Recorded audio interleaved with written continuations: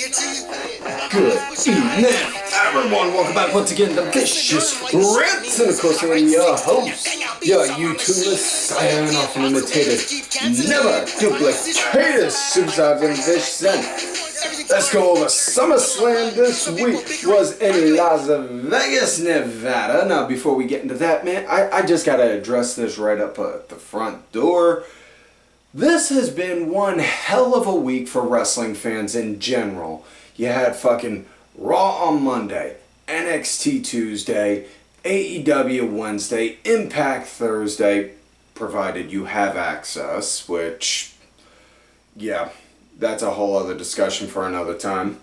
You have fucking SmackDown Friday, Impact wound up having a pay-per-view on their own fucking app on Friday night, as well as multiple indie promotions, plus you had SummerSlam, which we're going over, then TakeOver on Sunday, which was fucking good, and then, you know, Ring of Honor also had a 2-night show over the course of the weekend as well. It was just, this is a hell of a time to be a wrestling fan, because, you know, you rewind the clock a few years back, you always heard the same old argument of, oh, well, they killed the competition, so there's not much else to watch. There's not much else to watch.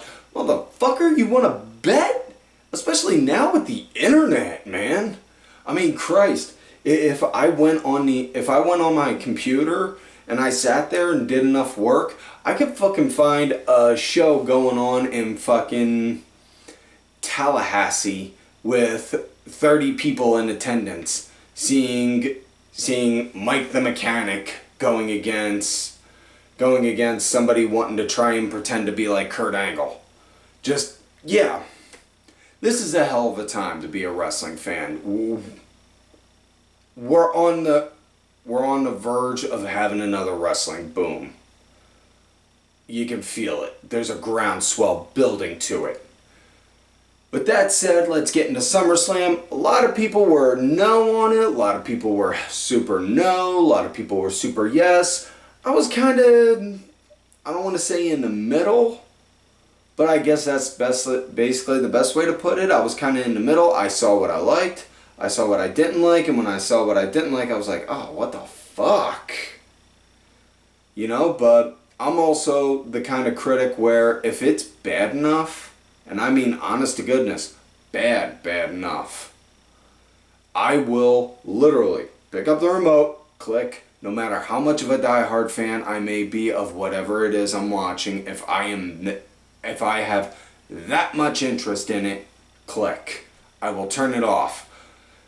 No lie. So before we get into the show, pre-show matchup, it was Big E going against Corbin, and I gotta give mad props to Corbin, you know, because he's pulling off this whole disheveled, beaten down, poor, broken of a man bit all too well. Almost as if he's got first-hand experience with it, but who am I to know, right?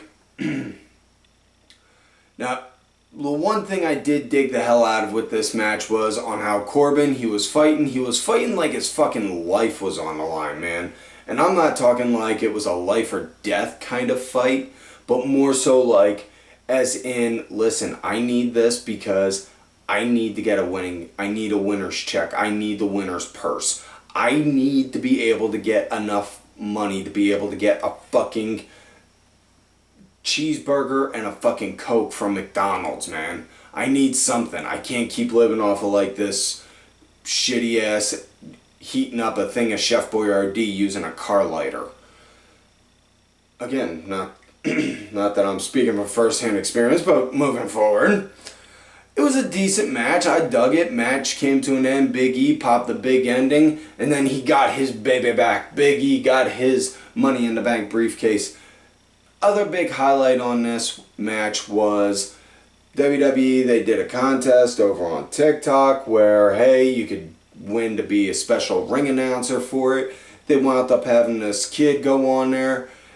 She did a really good job on it. I will give her mad credit on that, and I could definitely see the old man looking like, I see something in her, pal. When she's old enough, I want her fucking signed. Yeah. So, now that we're done that match, let's get into the main show. It starts off Riddle and Orton going against Styles and Omos. This really nice. I dug the start. It had a good start. Riddle, he was the punching bag, which, okay, I'm cool with. Now, the part that's interesting with that is Styles was doing most of the delivering of the ass kicking to Riddle for that, which I don't know. I just thought that was an interesting dynamic considering, listen, if I got a fucking 7-foot monster behind me, how much you think, listen, while I may not be afraid to throw down, if I got a fucking 7-foot lurch behind me ready to go and whoop someone's ass at the snap of my fingers, you know what? Lurch. Kill. And then I'll fucking go and swing after. I'm just saying, that'd be on how I'd work that shit. Anyways, Randy got the hot tag. They started cleaning up house. Liked on how they wound up having Omos. He just was like, you ain't RKOing me. Which is just making it all the more sweeter because you know eventually Randy is gonna eventually hit that on that big sumbitch, and when he does, the roar and the pop from that is gonna be huge. You know, it's almost if you grew up in the 80s, watching 80s to early 90s wrestling, you'll get this reference. When Brother Love first debuted, everyone fucking hated him. Everyone wanted to fucking kill him. Nobody could touch him. Nobody touched him until Hulk did. And then when Hulk did, this is a horrible example given the fact that I got to use Hulk Hogan. I'm sorry on that. But the second he did, the place went bananas. Same concept. Once Randy finally pops that RKO on that big sumbitch, they're gonna go bananas on that. But yeah. Match came to an end. Riddle and Orton won. AJ was in there. AJ wound up countering. AJ went for a roll-up. Randy kicked out of it. And then AJ went to go move around to go and try and hit a move. And then next thing you know, Randy, wham, popped an RKO out of nowhere. 1, 2, 3. That was it. So your winners and new Raw Tag Team Champions, Riddle and Orton. They did a little celebration the following night on Raw, which led to a match between Riddle and Styles. And before that, Riddle wound up giving Randy a scooter as a gift. And then during the course of the match, Randy actually used said scooter to attack Omos. Didn't knock him down, but took the wind out of him, popped him in the gut, slammed it across his back a few times, dropped him to one knee. But like I said, that big sumbitch, when he actually goes down, it's going to go nuts. Next up, we got Eva Marie going against, oh lordy. Definitely going to need the heart pills and more than likely an ice pack for that slap in the back of the head later. Going against a little Miss Bliss, Alexa Bliss, and that slow start, I'll be the first to admit. Slow start, and I'm also the first to admit. Listen, Eva Marie, not the most talented in-ring worker in the world. But here's the thing. Some of the most, shall we say, popular characters out there may not have been the best in-ring workers. Case in point, and I'm using this as an example, go into the Wayback Machine back into the 90s with ECW. And I know this from first-hand experience growing up in it at Viking Hall at Swanson and Rittner. Fucking Sandman. Not necessarily the best worker in the world. But my God, the fucking entrance he had. Coming down through the crowd, chugging beer, smoking cigarettes, smashing cans over his head while blasting Enter Sandman from Metallica. You know, and if your character is good enough, it can help make up for your lack of in-ring work. Case in point, Sandman, that worked for Sandman. Eva Marie, she's such a good fucking character that everyone wants to hate and just looks at and it's like, ugh, fuck, ugh, the fuck are they doing with her now? Like, ugh, I can't stand that, but I need to know what they're doing. That's exactly what it is. Now, it was slow, really, right up until Eva went up, picked up Alexa Bliss's little doll Lily, was like, teasing Alexa with it, and then started slapping it around. Right then and there, I was expecting like the lights to flicker, go on and off, and start to see some freaky hoodoo voodoo shit, you know? But not the case. Instead, all you saw was Alexa fucking snap and then go ballistic on her, and yeah. It was, and then Alexa went fucking medieval on Eva Marie. The match was way longer than it should have been, which is saying something considering, you know, I normally am a huge proponent of saying give women plenty of time. There are some times, you know, no matter who it is, whether it's the guys or the girls, sometimes you need a short match, and sometimes you could go with like a 40-minute masterpiece, and sometimes a little 2-minute John's all you need.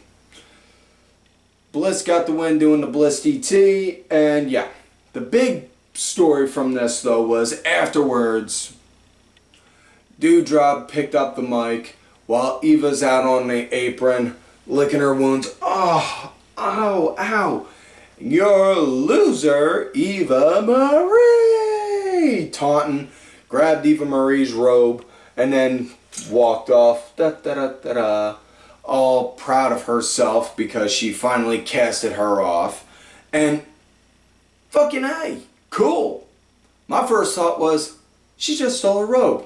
Holy shit, it's like when the pirates stole Bret Hart's jacket. My brain's weird. But yeah, following night on Raw, Doudrop had an interview talking about on how she's happy that she finally cut ties with Eva, and then Eva did a surprise attack on her. So then they officially announced next week they're going to have a match between Eva and Doudrop, so cool. Next up, we got Damian Priest going against Sheamus. This was a lot of good back and forth at the start. At the start, it was a lot of good back and forth. Jimmy wound up dictating the pace, and I feel like I gotta say this every now and then just to get it out there. A lot of people always say, why you say Jimmy when you're talking about Sheamus? For those who may not be in the know, Sheamus is Gaelic for James, so South Philly boy, I shorten everyone's name. So yeah, Jimmy. Jimmy wound up leading the pace for it, dictating the pace for it. At one point, Priest, he went to go and do that jump off the middle rope to do the somersault to the outside. Man, he caught a bad landing. You could see it like right on the side of his hip. It landed nasty. It was just like, boom, nasty thud. And heard that, it was like, ooh, fuck. Man, he's going to need like a good 800 of Motrin and some ice and a really good chiropractor after this, John. Whew. But yeah, it was a damn good match. I liked it. For every 3 attempts Priest did to come back, Sheamus kept stopping him. Jimmy was putting a stop to it motherfucker. And until eventually Priest wound up picking up the momentum, wound up getting a reckoning on Sheamus, got the 1, 2, 3, and your winner and new United States Champion, Damian Priest. Always cool to see another guy from the Monster Factory doing good in the business. Next matchup we got the Mysterios, Rhea and Dominik, coming out, going against the Usos. This was a good, solid match. Dom was the punching bag, obviously, you know. I'm chalking up Dominik being the punching bag more so because kids paying his dues, and, you know, kids paying his dues. He's got to go in there. He's got to get a little roughed. And I'm not talking like, they take liberties or anything. No, I am not for that.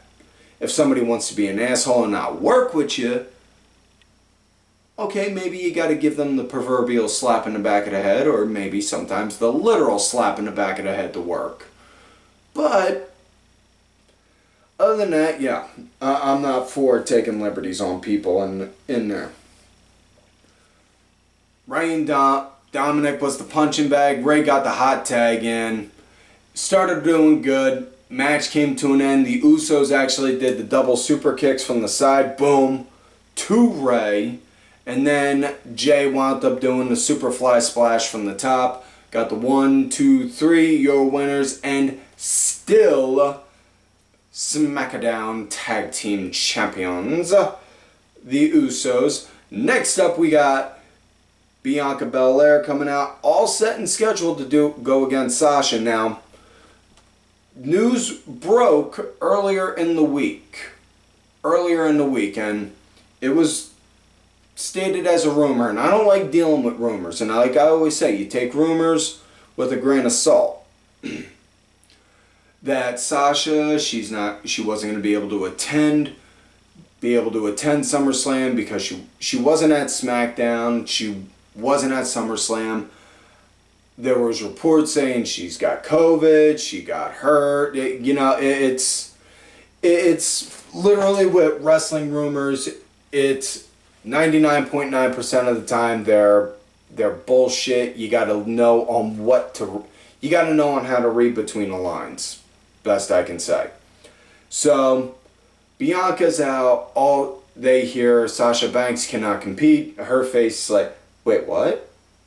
And then ring announcer goes to introduce Carmella, who, good Lord Almighty. Carmella comes out. Looks like we're about to square up with them two, and then boom, out of nowhere, we hear Becky Lynch's music. The crowd goes wild. Everyone's on their fucking feet chanting for Becky. Really good to see her. She looks like she got back in, she was like breathing it all in like, this is fucking cool right here. Yeah, it's fucking cool. And Becky wound up tossing Carmella out, issued a challenge saying, how about the E.S.H goes against the man? Alright, code of honor. Next thing you know, Becky, cheap shot to the face, and then did like a Uranagi looking kind of move where they now called it the manhandle slam. Ugh, I really don't like that. And then she got the 1, 2, 3 real quick. A lot of people were up in arms saying, oh my god, they can't believe they had Bianca job like that. It was just a quick squash. This was such a waste of time, blah, blah, blah, blah, blah. Listen, guys, I'm not a fan that it went that quick as well. However, let's wait for the story to breathe. And for all we know, they could have done that on purpose to give Bianca more of an edge. Because it's one thing to be the hunter. To be the hunter, chasing for the title. It's another thing to be the hunted and carrying the title. Now that she had a taste for the gold, now that's going to give her more of an edge. That could give her more of an edge and be more of a harder hunter to chase for the gold. Also, for all we know, they could have did that on purpose to intentionally make Becky go bad guy. Just saying. So, with that said, next matchup, we got Jinder versus Drew McIntyre. And yeah, this went about as well as a turd in a punch bowl. Drew led from start to finish. Honestly, this was the kind of match I just looked, I was like, why the fuck wasn't this on Monday? We couldn't do this on a Monday night? I mean, we had such a horrible build-up to it, and now what the fuck? Drew got the win with the Claymore, and yeah. So next up, we got triple threat women's action. Nikki A.S.H, Rhea Ripley, and Charlotte Flair. And This, a lot of good solid action. I dug the shit out of this match. It was really damn good. Main focal point in this match was Charlotte and Rhea were doing the one-on-one. Not a whole lot of one-on-one time with Nikki, as you would normally expect. One-on-one here, and then one-on-one here, and then one-on-one here, and then all three. It didn't go like that. Okay. But it was a decent enough match. I thought it was a damn... that took the taste out of my mouth out of the shitty spot with Bianca and Becky. And Charlotte, she got the win doing the figure eight on Nikki. And following that on Raw, cut a promo talking about on how she is the standard. She is the challenge. You wanna step up? I'm right here. You got to step to me, and I am the opportunity. I prove to everyone I don't need friends. I sure as hell don't need family. Wink, wink. Get the reference? And, so yeah. And not only that, as good as Charlotte is, let's not deny that. You can love her or hate her, but you gotta admit she is a fucking solid worker. She can fucking deliver. And I chalk that, honest to God, up to genes. Up to your genes and family.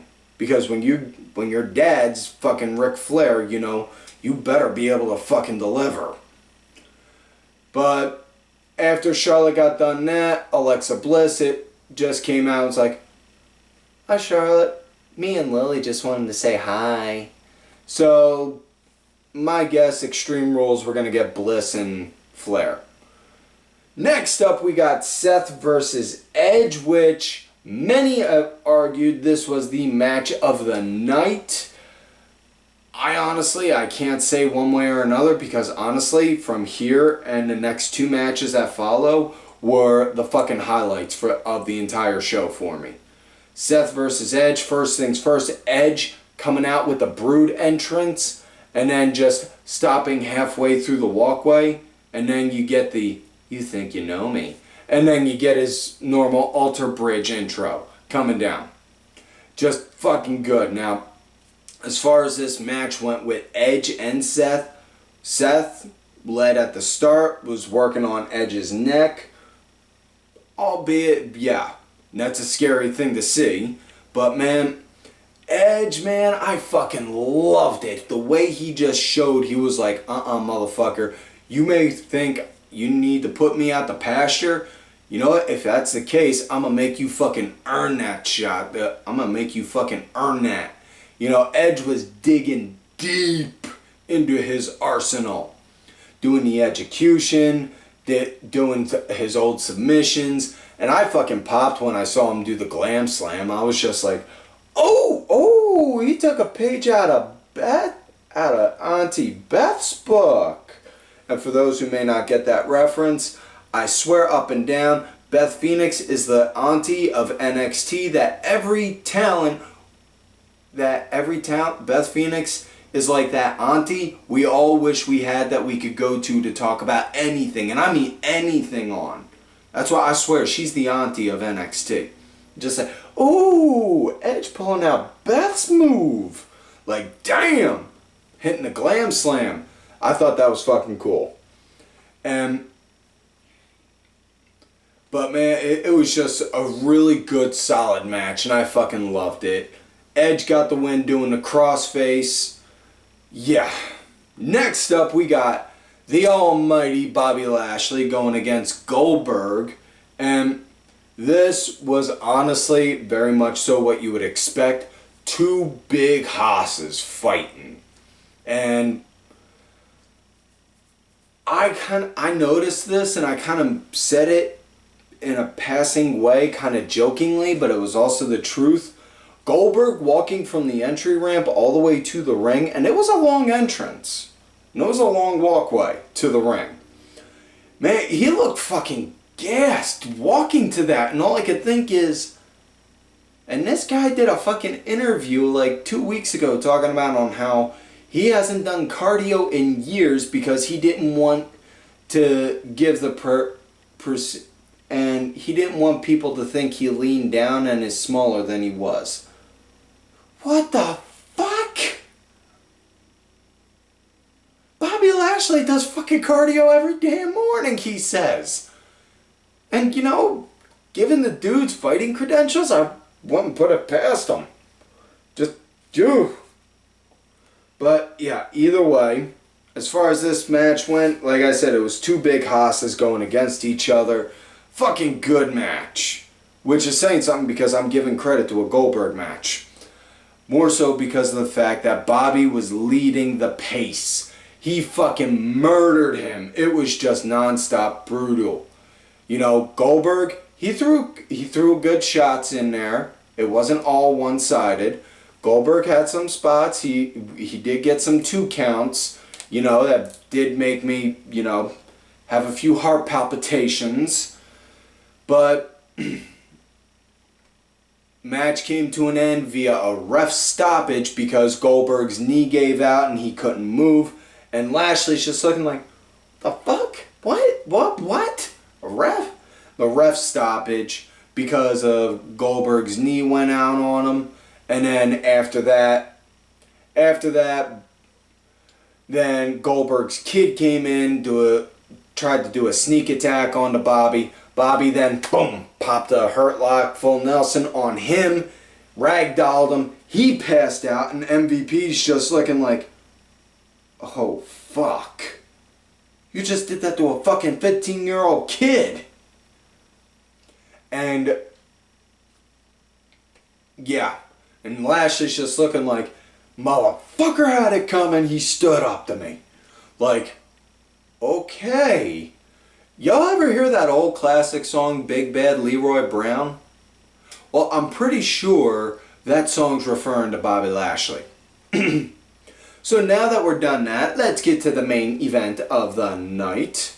John Cena, Roman Reigns. Now Friday night on SmackDown, they did make a special Roman made a special stipulation saying, John, I am so confident that I can beat you. If you win, I'm out of here. I'm done. And so yeah. Now this, Roman was playing cat and mouse with Cena.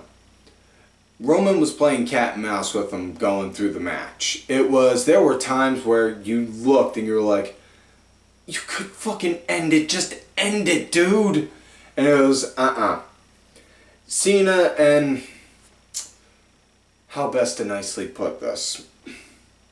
It was very much so cliche, 2012 to 2006, not even 2012, 2011 to 2016 Cena, where it was the same old dude.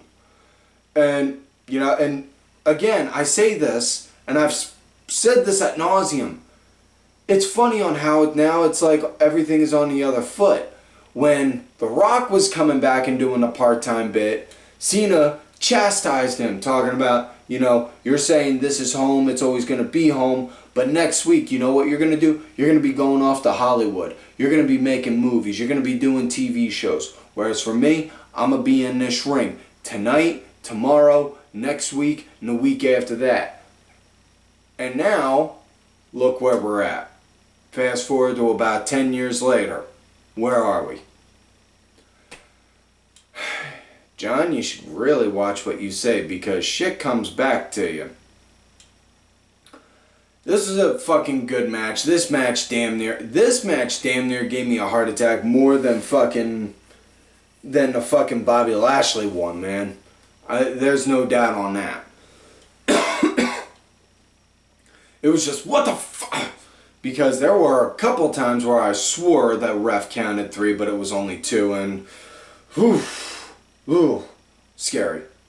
But either way, Roman got the win. Damn it! Almost went an entire episode without a botch. Close. We got to the ending, folks. Roman hit a spear, and then 1, 2, 3. That was it. Had his foot on top of Cena, holding the title up triumphant, and then of all the songs to hear, that was a shocker. Brock Lesnar's come out. And Brock comes out, not just comes out, but Brock's had a full fucking beard, and he's got the little ponytail, kind of like on how my hair was about a year and a half ago. And it just looking like, oh fuck. And more to the point, well, majority of people are looking to see Roman's reaction. My first thought was, I want to fucking look at Paul Heyman's reaction. I want to see Paul's reaction because Paul is literally in the conduit that connects both of these guys. And now it's just, oh fuck. And Paul's got this look like he just saw a fucking ghost from the past. And he's like, he don't even know what to do. And I'm like, oh fuck. This is gonna be good. This is gonna be fucking good. Because Brock, he walks all the way down, he gets in the ring, stares at Roman, he then walks off. Alright, you're the top guy in the company, you're the bad guy, top bad guy of the company. You got the mindset, listen, if I ain't gotta fight you, I ain't gonna fucking fight you. So, no sense in doing it. Alright, I get that, that makes sense. Brock's standing there in the ring. What's he do after that? Hoists up a dead husk of a Cena, hits him with a German, one or two Germans, and then pops him with an F5. Boom! Yeah. Whew. Man, we are going to be getting Brock Lesnar versus Roman Reigns sometime soon. If not at Extreme Rules, then let's see, we're in October. Then maybe if they can milk this right, build it to maybe Royal Rumble. I don't want to say Survivor Series because that's when you get champs versus champs. So yeah. So, folks, that is it for this week's show. So please don't forget to like the video, subscribe to the channel, go back, watch some of the other episodes when you can. Also, look for me on the Twitter at TimVicious. Also, I'm on that Facebook gimmick, Tim Ash. If you're going to look for my Facebook gimmick, let me know you found me on there on here in the comments or on my Twitter at TimVicious. I don't think I had pre-John going. Thank you to producer. Thank you to my executive producer, Ali Ray Ben, who did provide the music for this week's show. Make sure y'all check it out. It's on iTunes, Spotify, YouTube, all that good shit. Details are down below. Also, thank you to contributor of the show, LFC Lingerie Fighting Championship. There are a little bit of wrestling, a little bit of MMA, and a whole lot of attractive women wearing a little bit of nothing. Also, folks, do not forget to follow these cool-ass cats already on my Twitter. Kenny Killer, DSB_IV, Diabolica RA, Sergeant Curry Pants, and Doves in your face. And folks, like I always tell y'all, you love me great, you hate me. Fuck you.